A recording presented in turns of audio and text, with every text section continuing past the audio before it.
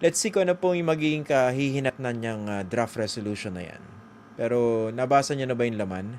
Of course, hindi pa official yan. May mga ilang senador na nagde-deny na nakita nila at meron naman daw na umamin. Pero base nga sa balita, mismo si Senator Bato de la Rosa, inamin na galing sa kanyang opisina yan. Kung nakakita po kayo ng kopya, total, widely reported na naman po yan sa media, busisiin nyo po. You don't have to be a lawyer or an expert in law to understand how bogus many of the claims are in that draft resolution.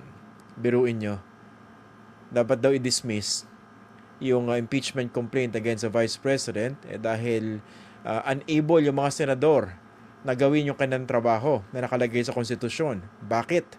Dahil late daw sinubmit yung articles of impeachment ng mga kongresista. Granted na late. Napakalinaw naman po sa konstitusyon. Mandato nyo po na gawin yan. Magsagawa kayo ng hearing. We're not even talking about acquitting or convicting the Vice President. Pero gawin nyo impeachment trial. Trabaho nyo yun eh.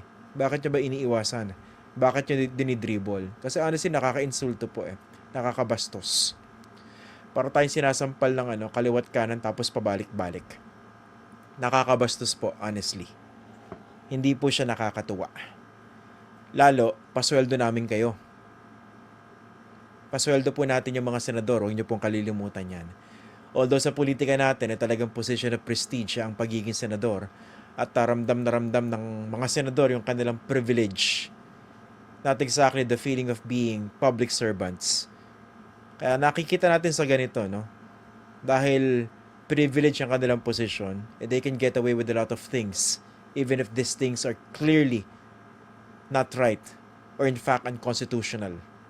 Garapal po yung ginagawa ng mga senador natin. Sa totoo lang. The fact na hindi sila kumikilos, garapal po yan. Actually, kanina nung kinakausap natin si Representative Leila de Lima, napapaisip ako, no? Ito, nababasa ko na yung gagawin ng ibang posibleng gawin ng ilang miyembro ng Senado kung sakaling matuloy yung hearing. Yung impeachment trial pala, sorry. At humarap si Senator or si former Senator Leila de Lima bilang isa po sa mga House prosecutors dyan po sa impeachment trial. Kung sakaling matuloy, that's a big if. At humarap nga itong si Leila de Lima bilang isang House prosecutor. Sigurado ako, malamang sa malamang, merong tatayo dyan na senator judge at questionin yung maka-pronouncements nitong si Leila de Lima bago itong impeachment trial. meron tatayo dyan. Baka siya pa yung mapa-inhibit o ma-pressure para hindi maging member ng prosecution team. Nakinikinita ko na. Okay. Basahin nyo itong draft resolution na ito. Nakakatawang nakakabuisit. Sipin mo, i-dismiss dahil hindi rin magawa ng mga senador yung trabaho nila. Talaga bang hindi nyo magawa yung trabaho ninyo? Ang clear na sagot dyan, ayaw nyo eh. Hindi inability eh, ayaw. Of course, hindi natin nilalahat yung mga senador, no? Marami pa rin mga matitino dyan. Marami pa rin karespeto ng miyembro ng Senado. Hindi lang natin sila nadidinig ngayon. Pero ito nakikita natin pagkilos o hindi pagkilos ng Senado bilang isang institusyon. Ito yung nakaka-insulto eh. Again, don't take this personally. We just call it as we see it. Nakakabastos talaga eh. Oh. Ngayon, lalo nakakabastos itong pasensya na kayo, wala tayong moderator dito. Pero pag nakikita ko naman po yung mga trolls dito, talagang binablock po natin. Okay. May mga humihirit dito na binabanatan si Senator de Lima. Mahiya kayo sa balat nyo, mga walang hiyang mga trolls kayo, no? Grow up. Kakapal ang mga pagbumukha ninyo. Ito namang sa mga ibang mga totoong tao na sinasabi ng iba. Ito naman yung patuloy na pinagtatanggol pa yung mga senador dahil ayaw mag-convene as an impeachment court. Of course, hindi naman Senado yung pinagtatanggol nila per se. Pinagtatanggol nila yung Senado on face value because pinagtatanggol nila yung poon nila si Sara Duterte.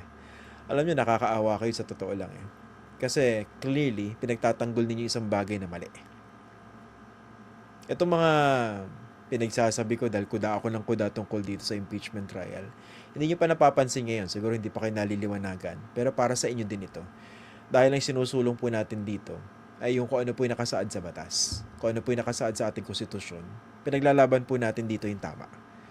At kahit hindi nyo po gusto yung tama, dahil gusto nyo pilit baloktutin yung tama para gawin itong mali, hindi po natin susukuan yan. At pag inisip nyo po yung impact niyan in the long term, kayo po yung makikinabang dahil mananaig po yung dapat at nararapat. Para na akong si Senator Cheese, Chisorus. Sinapian na yata ako ng Chisorus eh. Dapat at nararapat. Pero hindi natin kayang pantayan ang kanyang mabulaklak na pananalita kahit tayo po ay isang Tagalog. Tagalog po tayo. Okay? Di ba? Ito mga ganito pinaglalaban natin. Para sa inyo din ito eh. Hindi nyo lang po nare-realize ngayon yan. Kasi siguro masyado po kayong bulag. Nalalabuan dahil sa inyong admiration for some reason sa ilang mga political poons. Pangit ng term ko, political poons. Okay. Pero para sa inyo po itong ginagawa natin. Kasi kahit sa angulo nyo po tingnan, mali po talaga yung ginagawa ng Senado. Kahit balik-tarin nyo po yung mundo, mali po talaga yan. Ngayon siguro, sarado pa yung isip ninyo. Hindi ko sinasabing majority, no? Ito pa yung isang isa pang delikado sa ginagawa ng Senado. Ito sa totoo lang, dapat pag-isipan nila ito. They're courting the fury of the people. Ang dami nagagalit pag tinignan nyo sa social media at organic yung galit, yung pagkainis ng mga Pilipino. Dahil dito sa ginagawang kabulastugan ng mga senador, ng ilan sa kanila, o dahil hindi sila kumikilos. Marami na bad trip, maraming nabibuisit. Kaya nga nakikita natin marami nagpaplano magmarche. Hindi natin, again this is not in any way intended to incite people to do something which is illegal. Pero yung freedom of assembly and freedom of expression, these are guaranteed by our Constitution. These are guaranteed by the Bill of Rights. Karapatan po nila yan. Pero alam, maiiwasan yan eh. Yung ganyang pagka-bad trip ng mga kababayan natin. Gawin lang ng mga senador yung trabaho nila. Kasi nangyayari dito, obvious na obvious, hindi lang sa ayaw nilang gawin eh. Pinagmumukha pa tayong tanga. Yun yung nakaka-insulto eh. Kaya hindi mo masisi yung mga Pilipino, bad trip eh. Tinitingnan ko nga yung mga comments dito eh. Iba rito nagmumura na. So please, huwag kayong magmura. Okay? Again, in all seriousness, huwag nyo pong gayahin yung mga masasamang loob sa social media. Yung mga walang yung mga panatiko tsaka mga walang yung mga troll. Huwag nyo pong gagamitin yung ganong klase ng argumento, yung binabastos, binababo yung kalaban nila o yung mga tinuturo nilang kalaban. Don't do it personally. Wag yung mga ad hominem arguments. Wag pong ganon. Okay? Ayun, kakasabi ko lang,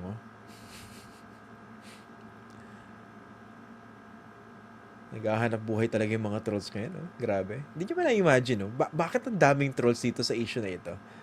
Sino ba yung tinatamaan dito sa mga sinasabi natin? 'Di ba? Doon pa lang that tells you something kung gaano kasama itong ilang mga nilalang na ito. At sino po yung masama ang itim ang budhi dito po sa pinag-uusapan natin. No? Isipin nyo, talagang yung mga trolls buhay na buhay Talagang ramdam na ramdam mo yung puwersa ng kadiliman at saka ng kasamaan dito. Grabe.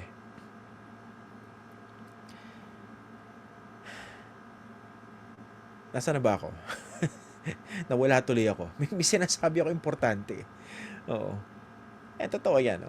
Nakakaawa yung bansa natin. Dahil yung simpleng pagganap ng iyong tungkulin na nakasaad po sa konstitusyon, ayaw pang gawin. Obvious na obvious Yun yung nakakabati para sa maraming Pilipino. Yung alam mong ginagago ka ng harapan. Kung ano-ano pa yung pinapalusot. Etong ganitong, sa monitoring ko lang naman, I may be wrong. Pero yung ganitong pagka-bad trip ng marami sa mga kababayan natin, nakita ko to nung 2001 Hindi pa ganong level, no? Pero yung ganitong pagkainis, dahil nakita nila parang niloloko sila. Balikan niyo yung impeachment trial ng 2001. 'Di ba na-cut short yun dahil nag-walkout yung House Prosecution Team dahil bumoto yung mga senador against opening the second envelope. Which, much later on, lumabas na hindi naman pala talaga bombastic yung laman. Pero naramdaman ng mga tao na meron talagang matinding kilos o effort para ikubli yung dapat sana'y pinag-uusapan sa isang impeachment court. Anong nangyari? Nagrally yung mga Pilipino, nagkaroon ng EDSA 2. Ayun, natanggal si Erap Estrada.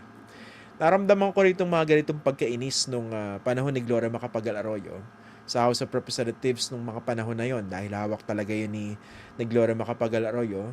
Yung, di ba, may mga efforts doon para panagutin yung Arroyo administration at namamayani yung kanyang mga alipores noon sa House of Representatives, kaya every step of the way napipigilan sila.